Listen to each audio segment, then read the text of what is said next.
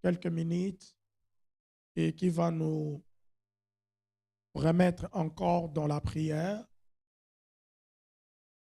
Bien-aimés, je voulais juste accentuer sur le caractère de cette réunion de chaque vendredi. Alléluia. Alléluia. Je disais que j'aimerais accentuer un peu sur le caractère de ces réunions, de ces rencontres de chaque vendredi qui a pour appellation ou si je peux me permettre de dire dénomination, si je peux aussi me permettre de dire ça, ou qui porte le nom de rendez-vous de vainqueurs. Alléluia. Chaque vendredi, c'est un rendez-vous de vainqueurs. Amen. À chaque fois que nous viendrons ici, le vendredi, nous venons dans un rendez-vous de vainqueurs. Donc, nos cultes de chaque vendredi s'appellent le rendez-vous des vainqueurs. Amen. Ça s'appelle rendez-vous des vainqueurs. Alors, puisque tel est le cas, j'aimerais aujourd'hui, parce que vous constaterez que très souvent, les exhortations que je nous donnerai le vendredi ne seront pas semblables aux messages ou aux enseignements que je nous donnerai le dimanche. Pourquoi? Parce que les messages que nous allons commencer à voir le vendredi vont être les énergies qui vont nous permettre de vivre la victoire, d'expérimenter le caractère que portent ces réunions de vendredi. Amen. Alors aujourd'hui, j'appellerais ça une introduction de exhortations ou de messages ou de prédications que nous allons commencer à voir chaque vendredi. Rendez-vous de vainqueurs. Aujourd'hui, j'aimerais juste qu'on parle brièvement de un vainqueur. Qui est-il? Amen. Puisque nous appelons cette réunion de chaque vendredi un rendez-vous des vainqueurs, alors il est très important qu'on comprenne qu'est-ce qu'un vainqueur? Ou un vainqueur, qui est-il? N'est-ce pas que c'est important de comprendre, de connaître qui est un vainqueur? Parce que lorsque tu te dis, le vendredi, je m'en vais au rendez-vous de vainqueurs, tu dois savoir, un vainqueur, c'est qui? Amen. Alors, un vainqueur, qui est-il? Vous verrez que c'est vraiment une question qu'on est en train de se poser, n'est-ce pas? Quand on dit un vainqueur, qui est-il? C'est une question. Une question qui poursuit la compréhension et la connaissance de ce que signifie un vainqueur. Et c'est à travers la réponse de cette question, la réponse exacte de cette question, qui nous permettra maintenant d'avoir la bonne compréhension et la connaissance de qui est un vainqueur. Mais avant de répondre à cette question de un vainqueur, qui est-il? Avant de répondre à cela, j'aimerais introduire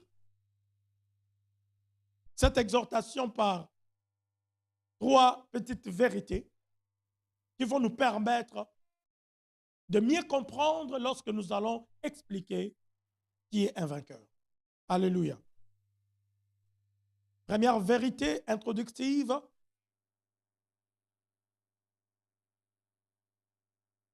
est que nous devons savoir que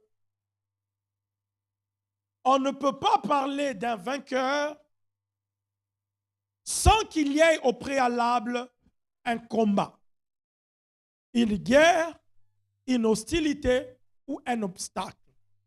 Est-ce que quelqu'un est en train de me suivre?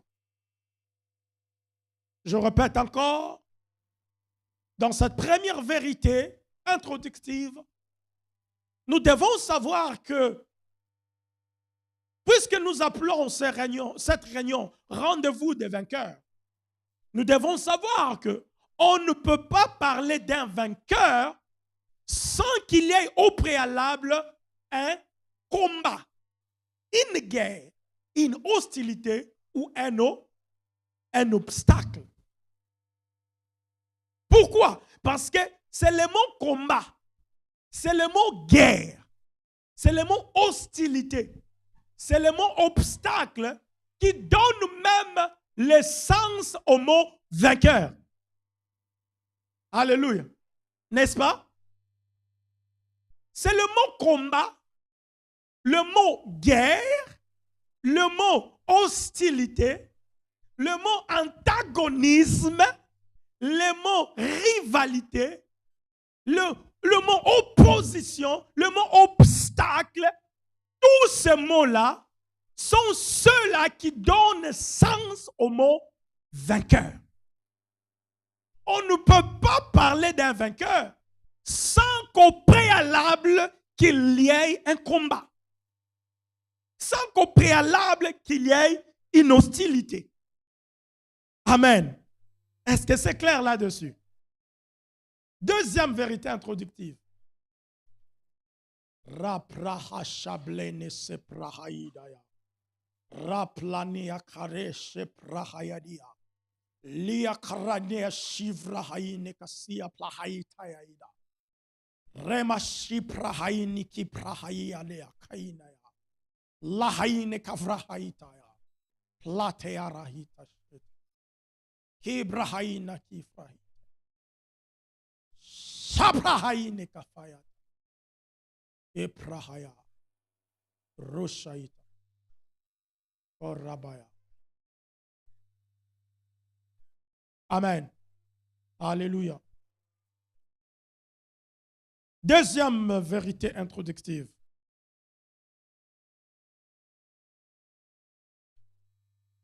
Nous devons savoir encore que on ne peut pas parler ni d'un combat, ni d'une guerre, ni d'une hostilité, ni même d'un obstacle sans faire allusion à l'inimitié ou à la rivalité de deux personnes ou deux entités.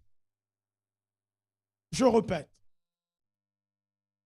on ne peut pas parler d'un combat, alléluia, on ne peut pas parler d'une rivalité, d'une guerre, on ne peut pas parler d'une hostilité, on ne peut pas parler d'un obstacle sans faire allusion à l'inimitié ou à la rivalité de deux personnes ou deux entités.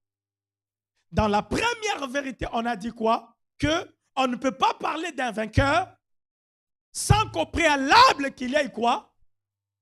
Un combat, une guerre, une hostilité. N'est-ce pas? Maintenant, dans la deuxième vérité, on nous dit que maintenant on ne peut pas parler du combat sans faire allusion à quoi? À l'inimitié ou à la rivalité des deux personnes ou des deux entités. Alléluia. C'est-à-dire quoi? C'est-à-dire que pour qu'on parle de combat, il doit y avoir deux personnes qui se haïssent. Il doit y avoir deux groupes de personnes qui sont en train de poursuivre quelque chose. Et cette chose-là crée une rivalité, une inimitié entre ces deux personnes ou ces deux groupes ou ces deux entités. Vous comprenez? C'est pourquoi dans la deuxième vérité introductive, nous disons que pour parler maintenant du combat, parce qu'il n'y a pas le combat s'il n'y a pas l'inimitié. Il n'y a pas de combat s'il n'y a pas la rivalité. c'est la rivalité, c'est l'inimitié qui cause un combat. Vous comprenez? Jusque-là, c'est clair. Troisième vérité, pour entrer maintenant à expliquer un vainqueur, qui est-il? Troisième vérité. Ce que tout enfant de Dieu qui ne se conscientise jamais qu'il a un ennemi vivra toujours une vie d'un perdant malgré la victoire de Jésus-Christ à la croix. Et je répète cela. Je répète pour la meilleure compréhension. Dans la troisième vérité, on nous dit ceci. C'est que tout enfant de Dieu, tout enfant de Dieu, celui qui se considère enfant de Dieu, né de nouveau, baptisé même, d'eau et de l'esprit, tout enfant de Dieu qui ne se conscientise jamais qu'il a un ennemi, vivra toujours une vie d'un perdant malgré la victoire de Jésus-Christ à la croix. Alléluia. Alléluia. C'est-à-dire quoi? C'est-à-dire que tu as un ennemi, mais que toi, tu ne te conscientises pas de cet ennemi-là. Cet ennemi-là te surprendra toujours. Il va toujours te surprendre et tu vas vivre des choses que toi-même tu te poses des questions, mais d'où me viennent toutes ces choses? Et toutes ces choses-là, ça te vient parce que tu es inconscient du fait que tu as un ennemi. Du fait que tu as quelqu'un, il y a quelqu'un qui te hait. Il y a quelqu'un qui s'est fait ton ennemi. Souvenez-vous de la deuxième vérité. Qu'est-ce qu'on a dit? On ne peut pas parler du combat sans faire allusion à quoi? À la rivalité. Sans faire allusion à quoi? À l'inimitié. Amen. Et la Bible parle de combat de Genèse à Apocalypse. La Bible parle de combat. Si la Bible parle de combat, ça veut dire quoi?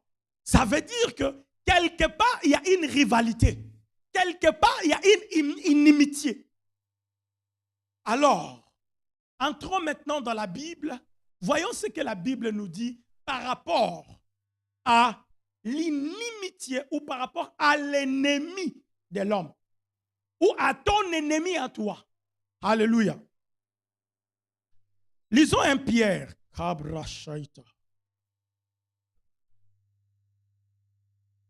Pierre 5. 1 Pierre 5. Le verset 8.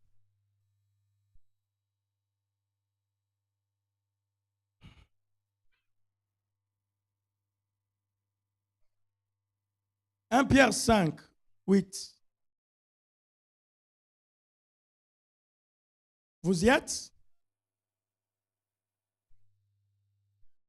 Je vais lire pour nous dans la version Louis II. La Bible dit: soyez sobres, veillez.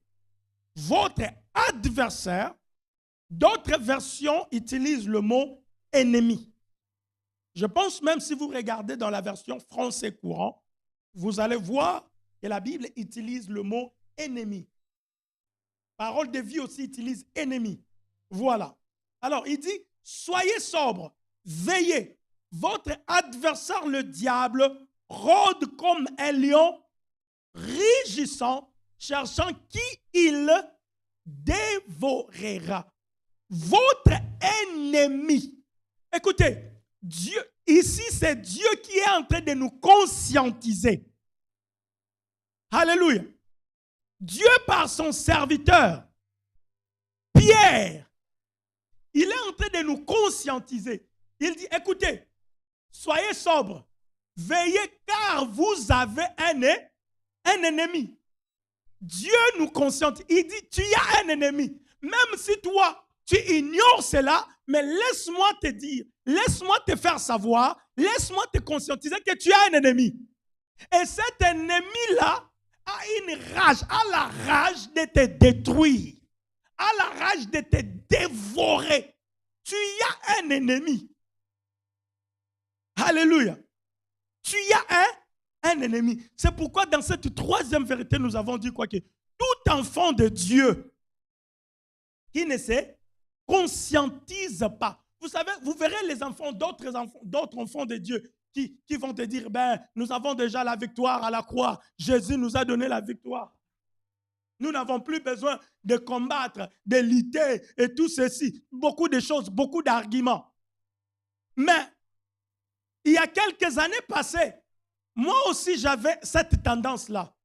Mais le jour où j'avais eu la révélation de voir Pierre, un homme puissant, un homme qu'on a laissé la clé de l'église, être arrêté par Hérode, on l'a mis en prison. Et lorsqu'on l'a mis en prison, ce n'est pas l'eau et la chair qui est allé le délivrer, mais un esprit qui est allé le délivrer. C'est là que je me suis rendu compte que l'emprisonnement de Pierre n'était pas que naturel, n'était pas que charnel. L'emprisonnement de Pierre était aussi spirituel. C'est pourquoi il a fallu un ange guerrier aille le délivrer. Alléluia. Amen. Maintenant, Jésus qui est mort à la croix pour Pierre. 1 Pierre 5, 8. Jésus qui est mort à la croix, qui a donné la victoire à Pierre, mais qui permet qu'on puisse arrêter Pierre, qu'on le mette dans la prison. Et il a fallu que l'Église se tienne debout, commence à utiliser les armes spirituelles pour la délivrance de Pierre. Bien-aimés, laissez-moi vous révéler quelque chose que nous allons approfondir cela dans les jours à venir. C'est que, bien-aimés, nous avons des armes spirituelles et ces armes-là, lorsque toi tu les utilises, son exécution, ses effets, ce sont les esprits d'en haut qui exécutent. Et je répète cela, ça veut dire que nous avons des armes spirituelles. Nous avons des armes que Dieu nous a données. Et que quand nous les utilisons, en fait, ces armes-là, je dirais même que les balles de ces armes-là sont les esprits célestes que Dieu libère à ta faveur. Je donne un exemple. Par exemple, quand on priait pour Pierre, on est en train de prier, Seigneur, que Pierre soit libéré. C'était une arme qu'ils utilisaient. Les paroles déclaratives de la délivrance. Alléluia. Les paroles déclaratives de la délivrance, c'est une arme. Quand tu déclares la délivrance, ce qui se passe maintenant, toi tu es en train d'utiliser l'arme. Mais maintenant, le bal de cette arme-là, c'est les esprits, les anges, l'armée céleste que Dieu libère pour l'exécution de ce que toi tu es en train de dire. Vous comprenez maintenant? Pendant qu'il disait, pendant que par exemple il tirait, Seigneur, que Pierre soit libéré, ça veut dire qu'ils étaient en train de attaquer l'ennemi. Et pendant qu'ils attaquaient, l'exécution de cette arme-là, les effets de cette arme-là, ça s'est passé de l'autre côté. L'ange libéré pour aller libérer Pierre. Alléluia. Amen. Bien-aimés, nous avons dit que ce rendez-vous, c'est un rendez-vous des vainqueurs. Nous devons apprendre des choses qui feront de nous des vainqueurs. Ou en fait, nous sommes déjà des vainqueurs, mais des choses qui vont pérenniser notre victoire.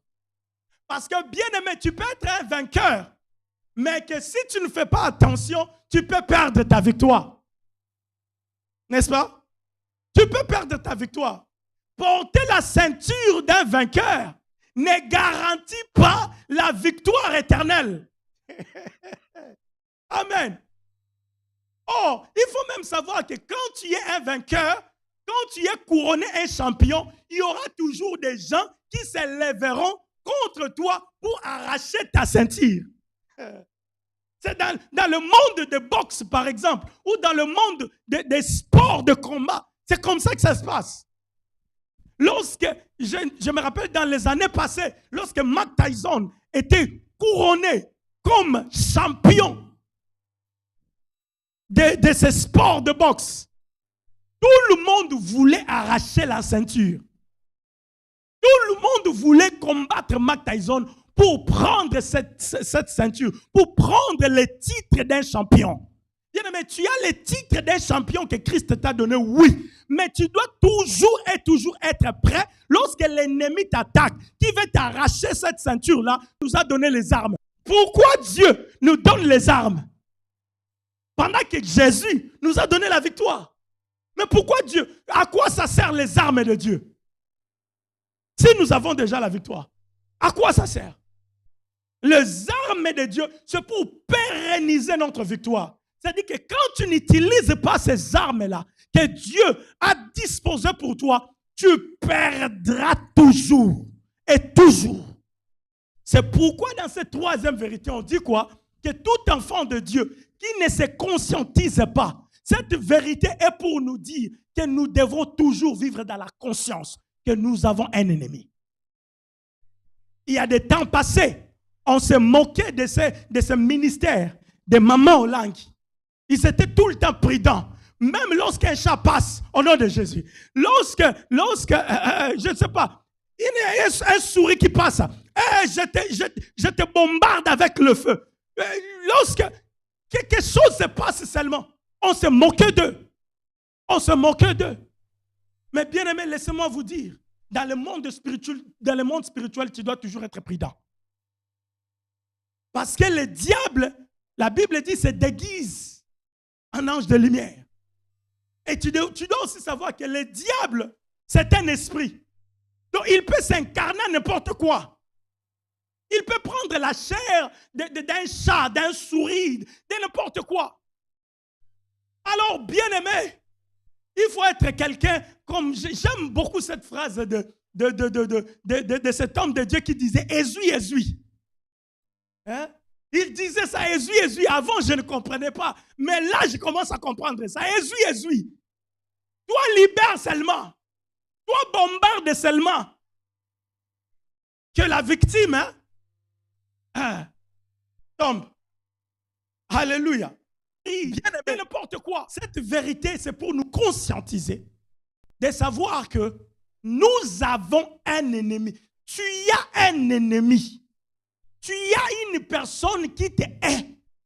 Tu as une personne qui veut te détruire. La Bible est claire. On nous conscientise. Dieu lui-même qui nous conscientise. Si Dieu te conscientise, et toi-même, tu ne dois pas te conscientiser. Si Dieu est en train de te conscientiser, et toi-même, tu ne dois pas te conscientiser. Beaucoup de problèmes que nous subissons aujourd'hui, beaucoup de problèmes que nous en dirons aujourd'hui, c'est justement parce que notre ennemi est à la base de tous ces problèmes-là.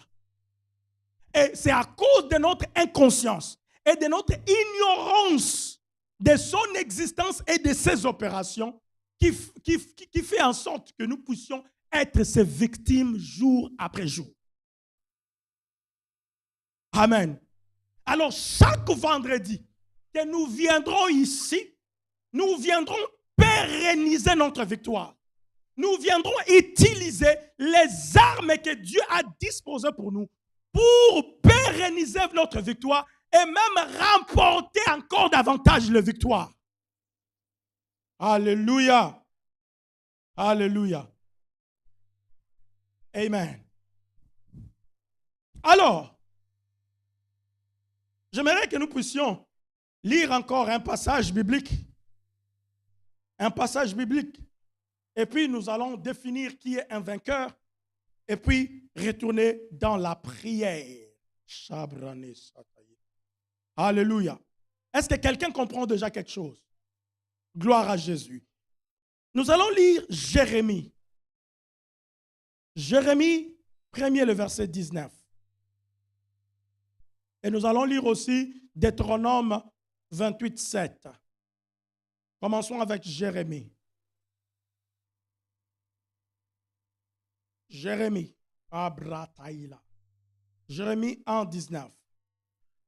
Qu'est-ce que la Bible dit? La Bible dit, ils te feront la guerre, mais ils ne te vaincront pas, car je suis avec toi pour te délivrer, dit l'Éternel. Amen.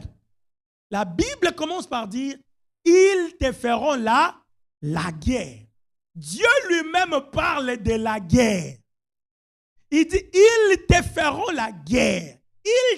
Tu dois savoir que la guerre viendra. Bien-aimé, la guerre signifie beaucoup de choses. La guerre signifie une maladie incurable. La guerre signifie la stérilité. La guerre signifie le blocage. La guerre signifie la pauvreté financière. La guerre signifie beaucoup de choses. La guerre signifie la distraction. La guerre signifie beaucoup de choses. Et Dieu dit, ils te feront la guerre. Tu dois savoir qu'il y a des gens qui te feront la guerre. Alléluia. Tu dois être conscient qu'il y a des gens qui ne seront jamais dans la joie de te voir monter. Il y a des gens, pendant que toi tu es dans ton coin, tu es calme, mais il y a des gens, lorsqu'ils essayent juste de voir quelque chose qui ressemble à une lumière autour de toi, ils vont faire tout pour arrêter cette lumière-là. Ils te feront la guerre. Alléluia. Bien-aimé, nous avons un ennemi qui est le diable. L'ennemi qui est le diable, c'est l'ennemi principal. Mais il s'est fait beaucoup de serviteurs pour que ces serviteurs soient tes ennemis. Quelqu'un comprend? Il est l'ennemi principal. Par la grâce de Dieu, nous entrerons dans la profondeur. Le diable n'est pas omniprésent. Le diable n'a jamais été omniprésent. Mais il s'est fait omniprésent. Le diable n'a jamais été omniprésent. La seule personne qui est omniprésent, c'est Dieu. Le diable n'a jamais été omniprésent. Mais ça donne l'impression comme s'il est omniprésent. Tu y es au Congo, on parle du diable. Tu y es en France, on parle du diable. Aux États-Unis, diable. En Asie, diable. Là-bas, possédé. Là-bas, bloqué. Presque partout dans le monde. Ça donne l'impression comme s'il est omniprésent. Il n'a jamais été omniprésent. La seule personne qui est omniprésente, c'est Dieu. Mais le diable s'est fait omniprésent. Comment il s'est fait omniprésent? En multipliant ses serviteurs partout dans le monde. En déployant ses serviteurs partout dans le monde. Et qui crée un réseau satanique qui lui permet d'avoir les informations partout dans le monde. Le Seigneur nous permettra de voir ça dans la profondeur en évoluant. Alléluia. Amen. Alors, la Bible dit, ils te feront la guerre. Tu dois savoir que tu auras la guerre. Même au moment où tu penses le moins, tu vas être surpris que quelque chose est arrivé dans ta vie. Tu vas être surpris que des choses ne marchent plus. Des choses se compliquent. Pour un enfant tomber malade. Et de l'autre côté, c'est le mari ou c'est la femme. Là-bas, les choses ne se compliquent. Bien-aimé, ça c'est la guerre qu'ils sont en train de te faire. Ça c'est la guerre qu'ils sont en train de te faire. Dieu te dit, ils te feront la guerre. Pourquoi? Parce que tu as un ennemi qui a multiplié des ennemis contre toi. Mais gloire à Dieu, parce que Dieu dit, mais, il y a un mais. Malgré que la Bible dit, ils te feront la guerre. Mais il y a un mais. Dieu dit, mais, ils ne te vaincront pas. car je suis avec toi pour te délivrer. Bien-aimé, ces versets ici, cette écriture ici, il faut les regarder dans les deux faces. Il faut les regarder dans le pile et dans le face. Pile ou face, dans ces versets ici. Dieu dit, car je suis avec toi pour te délivrer. C'est-à-dire la présence de Dieu, c'est ce qui garantit ta victoire. C'est-à-dire l'absence de Dieu garantit quoi? Ton échec. L'absence de Dieu garantit ton échec. Mais la présence de Dieu, parce qu'il dit, je suis avec toi. Ça dit que si Dieu n'est pas avec toi, ils vont te vaincre, que tu le veuilles ou pas. Maintenant, j'ai toujours écouté cette prière. Mon Dieu, ne me laisse pas. Mon Dieu, ne me laisse pas. Laissez-moi vous dire, si je peux me permettre de le dire et de corriger cette prière. Dieu ne laisse jamais. C'est nous qui le laissons. Dieu n'abandonne pas. C'est nous qui l'abandonnons. Nous pensons que Dieu... Pour quelle raison Dieu va t'abandonner? Pour quelle raison Dieu va te laisser? Dieu ne laisse pas. Si Dieu te laisse, c'est parce que toi, au préalable, tu l'as laissé. Si Dieu t'abandonne, c'est parce qu'au préalable, c'est toi qui l'as abandonné. Alors, la prière, la bonne prière, je pense que ça doit être, Père, aide-moi à ne pas t'abandonner. Aide-moi à ne pas te laisser. Que ton esprit m'aide à ne pas te laisser. Parce que lorsque tu ne laisses pas Dieu, Dieu te garantit sa présence. Et lorsqu'il te garantit sa présence, vouloir ou pas, ta victoire est garantie. C'est pourquoi il dit, ils te feront la guerre, mais ils ne te vaincront. Dernier verset, et nous allons prier. Deutéronome 28, 7.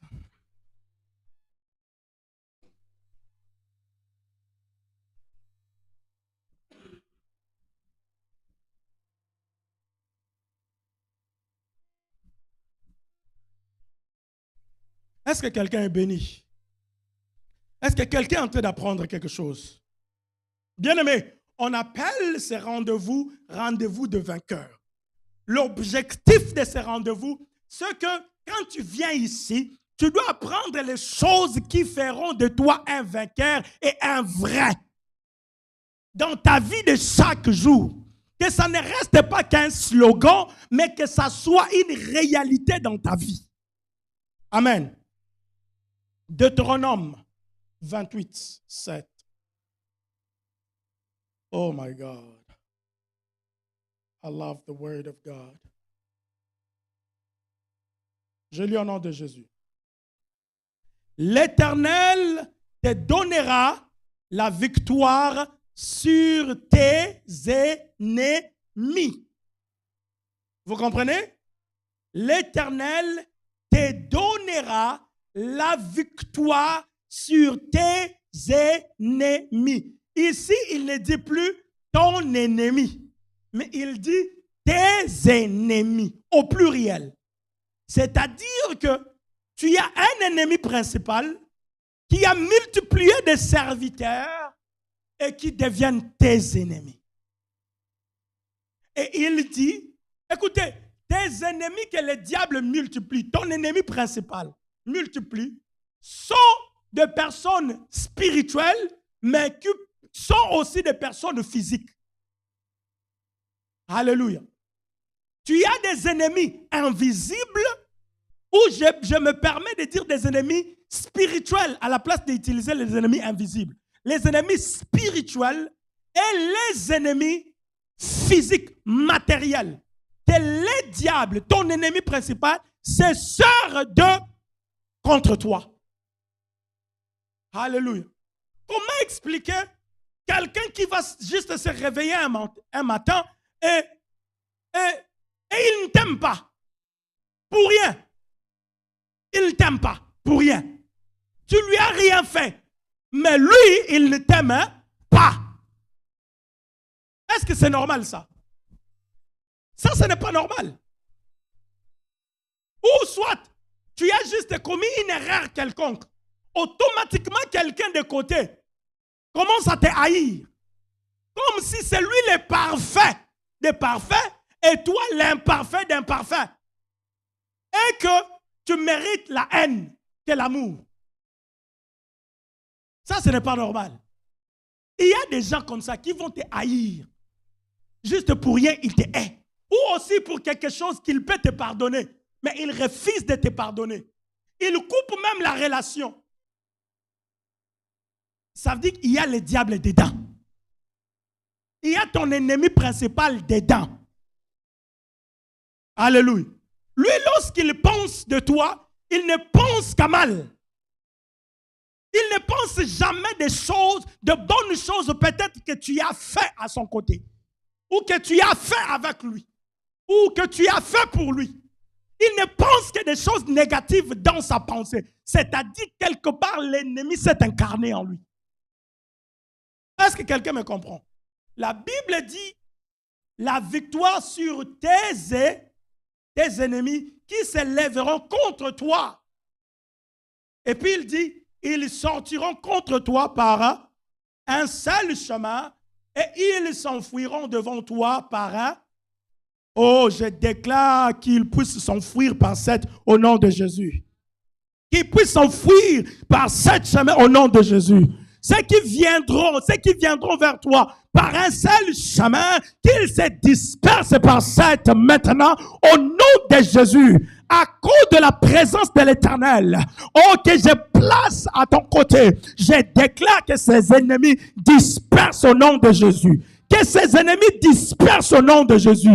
Qu'ils soient les gens de ce monde ou au-delà de ce monde, qu'ils dispersent au nom de Jésus. Cette nuit, là où ils vont faire des réunions autour de ton nom, qu'un feu surgisse au milieu d'eux et qu'ils dispersent, je déclare cela au nom puissant de Jésus. Toute réunion, lève-toi, lève-toi, lève-toi, lève-toi. Lève-toi, je vais libérer ces paroles que je sens dans mon esprit. Rapayali, rabayata. Toute réunion qu'on fera avec ton nom, toute réunion satanique, toute réunion des sorciers, qu'on aura comme ton nom, le sujet principal, que le son de ton nom, Rapayali Braïta, se transforme en feu, qui les disperse au nom de Jésus, au nom puissant de Jésus, que ton nom porte une énergie d'incompréhension au milieu des gens qui complotent contre toi. Ah, je déclare que ton nom s'accompagne avec une énergie d'incompréhension parmi les gens qui complotent contre toi. Je déclare et je libère cela dans ta vie. Au nom puissant de Jésus. Rapaya Kaina Brahaya. Au nom puissant de... Ils sortiront contre toi par un seul chemin. Ils s'enfuiront devant toi par 7. Quand vos ennemis vous attaqueront,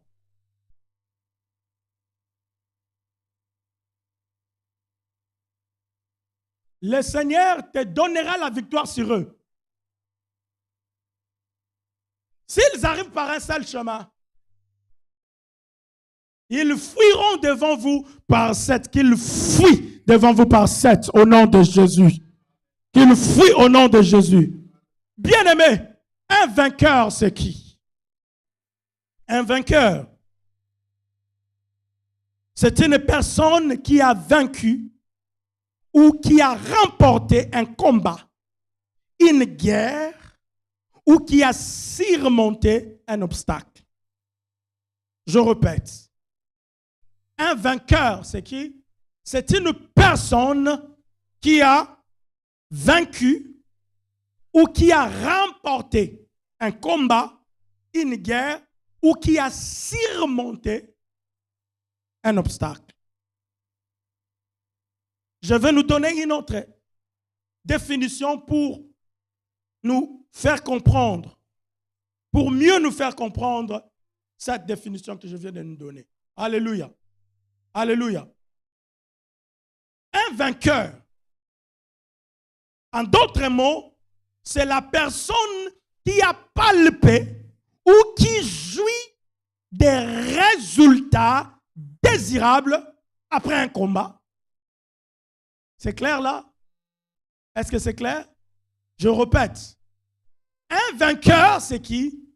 C'est la personne qui a palpé ou qui jouit des résultats désirables après un combat, une guerre, un obstacle ou une situation indésirable dans sa vie.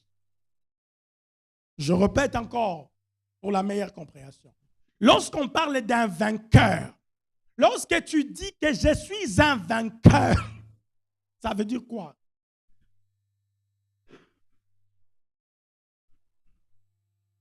Excusez-moi.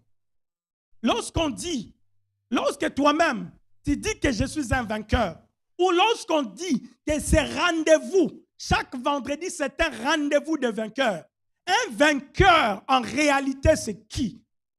Nous devons retenir qu'un vainqueur n'est rien d'autre que la personne qui a palpé ou qui jouit des résultats désirables après un combat, une guerre, un obstacle ou une situation indésirable dans sa vie. Je donne quelques exemples et puis nous allons peut-être clôturer par là aujourd'hui. Alléluia. Amen. Amen. Lorsqu'on dit que c'est une personne qui a palpé ou qui jouit des résultats désirables après un combat, après une guerre, après un obstacle ou une situation indésirable dans sa vie, c'est-à-dire quoi?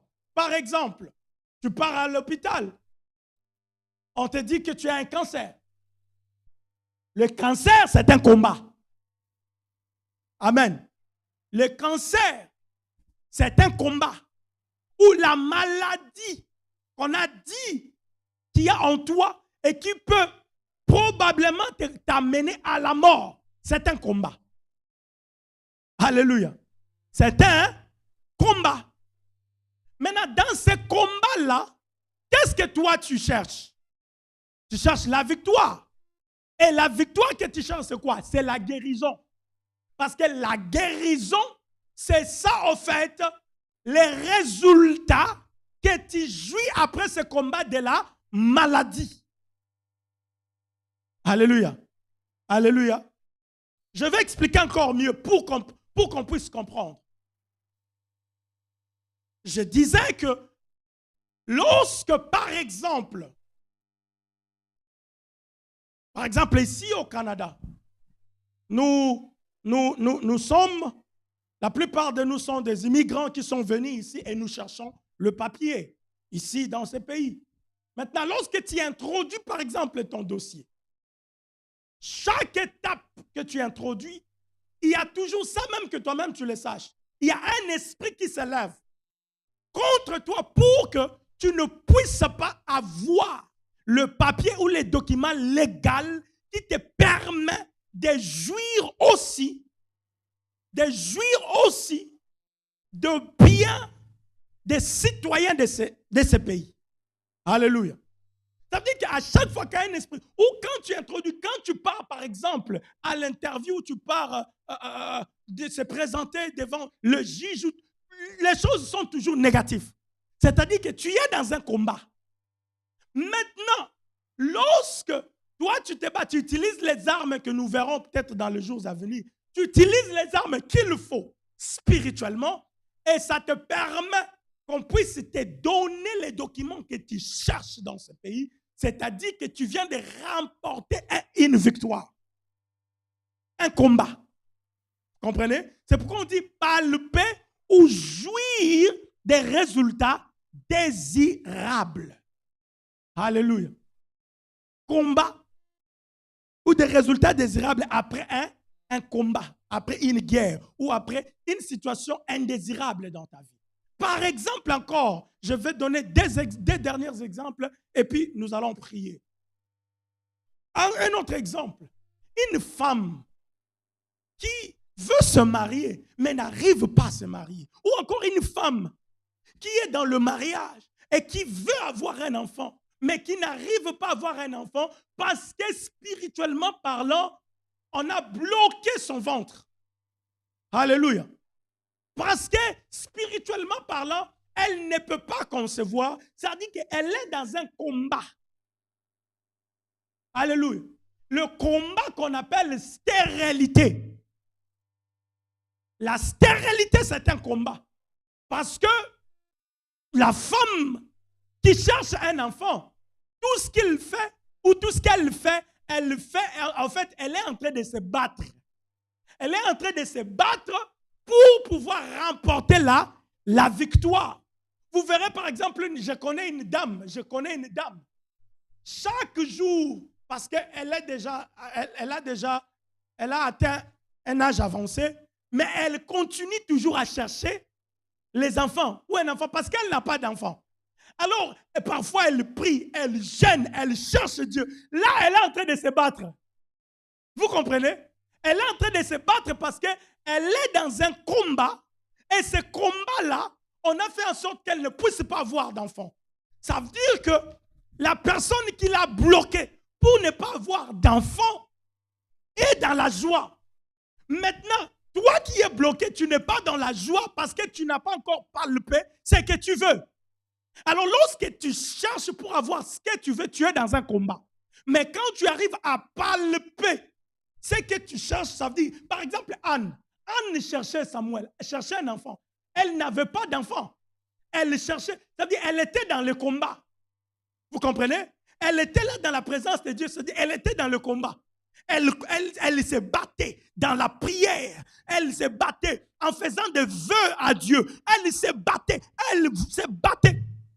Jusqu'à ce qu'elle a remporté sa victoire. C'était quoi sa victoire? L'enfant qu'elle cherchait. Vous comprenez? L'enfant qu'elle cherchait. C'est pourquoi on dit un vainqueur, c'est qui? C'est une personne qui a palpé ou qui jouit des résultats désirables après un combat, une guerre, un obstacle ou une situation indésirable dans sa vie. Il y a des gens, je connais des gens dans ce pays, ils sont arrivés dans ce pays 10 ans sans documents. J'ai appris qu'il y a même ceux-là qui ont vécu ici 20 ans sans documents. Vous comprenez? C'est-à-dire que cette personne ici-là est dans un combat, dans une guerre, que c'est une guerre qui est plus forte que lui. Et il n'arrive ou elle n'arrive pas à remporter la victoire qu'il cherche. Parce que la victoire, c'est toute chose qui te donne la joie. Toute chose que tu cherches là, que tu veux pour ton bonheur, pour ton bien-être, c'est ça ta victoire. Vous comprenez? Tout ce que tu cherches pour ton bien-être, pour ta joie, c'est ta victoire. Je connais des gens qui sont tellement endettés. Même l'endettement, peut-être, ce n'était pas de leur volonté, mais ils se retrouvent dedans et ils cherchent tous les moyens par lesquels sortir de cette situation-là. Ça veut dire que c'est un combat. Ils sont dans un combat. Les jours où ils sortiront de cette situation, ça veut dire qu'ils ont remporté la victoire. Cette personne, c'est un vainqueur maintenant.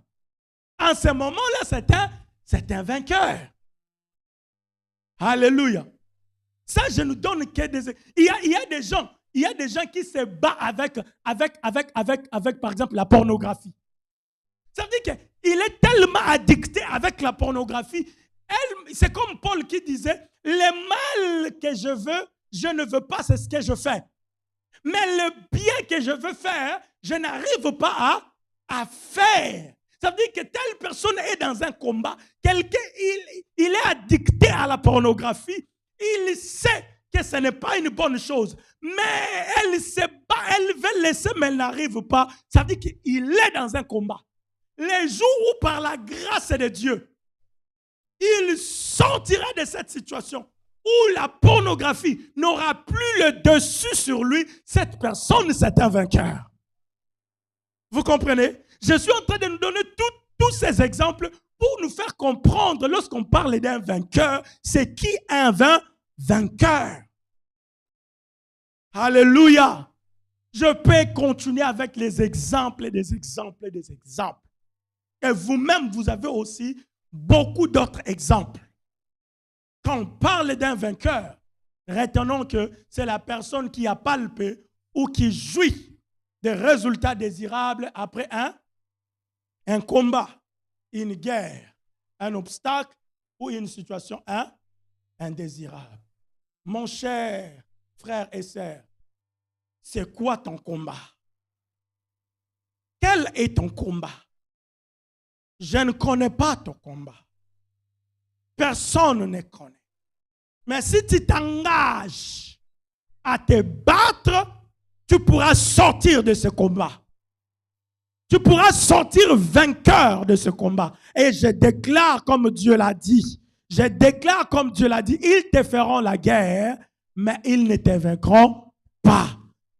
Tu tomberas malade. On te jettera une maladie, mais cette maladie ne t'amènera pas à la mort. Je déclare cela au nom de Jésus. C'est ce que Dieu est en train de dire. Lorsqu'il dit, ils te feront la guerre, ils ne te vaincront pas, Dieu est en train de te dire, la maladie viendra. Les accidents viendront. Mais ça ne t'amènera pas à la mort. Ça ne t'amènera pas au malheur. Ça ne t'amènera pas à abandonner la foi. C'est ce que Dieu est en train de dire. La maladie viendra. Le blocage viendra. Dieu permettra même qu'on te jette dans la fournaise ardente. Il te laissera qu'on te jette dedans. Parce que lui-même, il sait, je vais éclater ma gloire dans la fournaise ardente. Qu'on te jette dedans. C'est ce que Dieu est en train de dire. Ils te feront la guerre. Bien-aimé, il y a un temps de guerre et un temps de victoire. Laisse-moi te dire, ce que tu es en train de traverser maintenant, ce n'est qu'un temps de guerre. Ce n'est qu'un temps de combat. Lève-toi, comme Dieu dit, je suis avec toi. Tu dois comprendre que tu n'es pas seul dans ce combat. Tu y es avec Dieu. Tu n'es pas seul. Tu y es avec Dieu. Et puisque tu es avec Dieu, on viendra vérifier. Il n'est pas mort. Non, il n'est pas mort. Il est toujours vivant. C'est comme notre sœur, au nom de Julie Mizidi. Cette dame a souffert pendant des années et des années. Si tu la regardes, il y a 10 ans passés, et tu la regardes aujourd'hui, c'est deux personnes différentes. Cette dame, quand tu la regardais pendant qu'elle souffrait, si tu la regardes, tu diras que elle là, demain, elle n'arrivera pas. Je suis en train de parler de ma sœur à moi, au nom de Julie Mizidi. Cette dame-là, il y a quelques années passées ici, si tu la regardais comme ça, tu vas te dire qu'elle, demain, elle ne se réveillera pas. Elle ne va pas se réveiller parce que on pouvait l'appeler, comme on dit à Lingala, Koufalobi. Ça veut dire elle était un moribonde. Un moribonde. Mais aujourd'hui, malgré cela, elle est vivante. Elle peut se tenir debout, aller travailler. C'est ça ce que Dieu est en train de dire. Ils te jetteront la maladie. Ils vont t'empoisonner. 7 fois, 8 fois, ils entendent que tu meurs et tu ne meurs pas parce que le poison se transforme en vitamine dans ton corps. Je déclare cela au nom de Jésus. Peu importe le nombre de fois qu'on peut t'empoisonner, que ce poison se transforme en vitamine dans ton corps. Je déclare cela, que tu sors un vainqueur de ce combat au nom de Jésus. Reçois cela. Bien-aimé, on va se tenir debout. Shabrahaya. Labrahaya. Bien-aimé, il y a des situations dans la vie que Dieu permettra que tu puisses traverser pour que tu deviennes un témoignage. Pour que tu deviennes un nouveau chapitre de la Bible. Aïe, aïe, aïe, aïe, aïe, aïe, aïe. Bien-aimé, on prêche les choses de la Bible. Mais il y a aussi des choses que tu vas vivre qui sera un nouveau chapitre qu'on devrait ajouter dans la Bible. C'est-à-dire que tu as expérimenté quelque chose que nulle part dans la Bible on en parle. Ça commence seulement avec toi. Et Dieu s'est manifesté. C'est ce que Dieu dit. Ils te feront la guerre. Mais ils ne te vaincront pas. Ils viendront par un seul chemin. Ils fuiront par 7. Oh my God. Lève-toi, lève-toi. Tiens-toi debout.